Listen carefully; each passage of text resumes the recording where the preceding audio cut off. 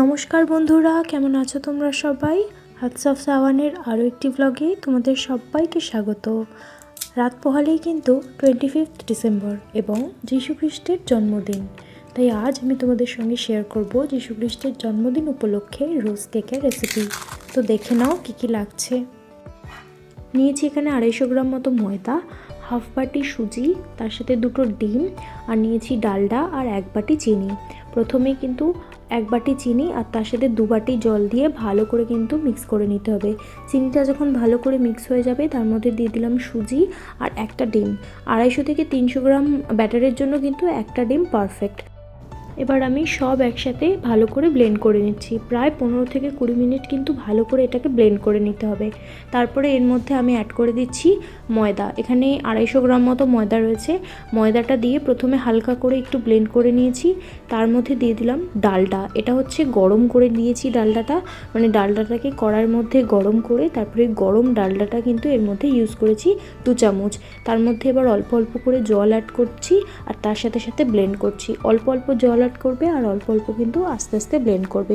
যখন দেখবে এরকম একটা স্মুথ কনসিস্টেন্সির ব্যাটার চলে এসেছে তখন বুঝবে কিন্তু তোমার ব্যাটারটা একদম রেডি। দেখে নাও আমার ব্যাটারটা যেরকম কনসিস্টেন্সির হয়েছে, খুব পাতলাও না খুব ঘনও না, এরকমই কিন্তু একটা ব্যাটার আমাদের রোজ কেকের জন্য লাগবে।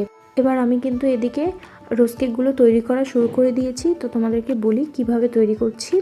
প্রথমে এখানে কিন্তু যে তেলটা আমি ইউজ করছি এর মধ্যে সাদা তেল আর ডালডা যেটা দেখিয়েছিলাম, ডালডাটা পুরোটা আর তার সাথে কিন্তু একটু তেল, সাদা তেল এখানে ইউজ করেছি।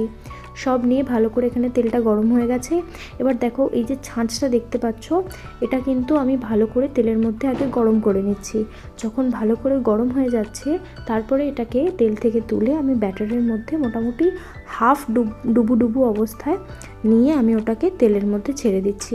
একটু তেলের মধ্যে নিয়ে ভালো করে ঝাঁকিয়ে নিলেই কিন্তু তেল মানে ছাঁচ থেকে বেরিয়ে আসবে।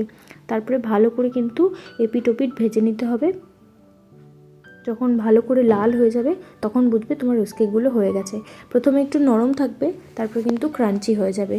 দেখো আমার রোজ কেকটা কত সুন্দর ক্রাঞ্চি ক্রিস্পি হয়েছে। তোমরাও কিন্তু বাড়িতে এইভাবে রোজ কেক বানিয়ে দেখো, ভীষণ ক্রাঞ্চি এবং ক্রিস্পি হবে।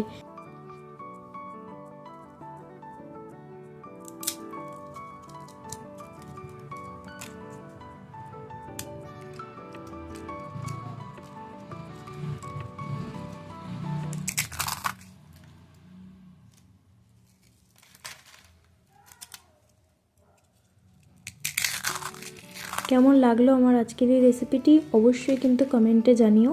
আর যদি ভালো লেগে থাকে তাহলে প্লিজ আমার চ্যানেলটা লাইক, শেয়ার এবং সাবস্ক্রাইব করে আমার পাশে থেকো।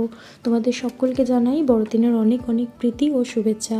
ভালো করে কাটিও বড়দিনের দিনটি। দেখা হবে পরের কোনো ভিডিওতে। Stay tuned.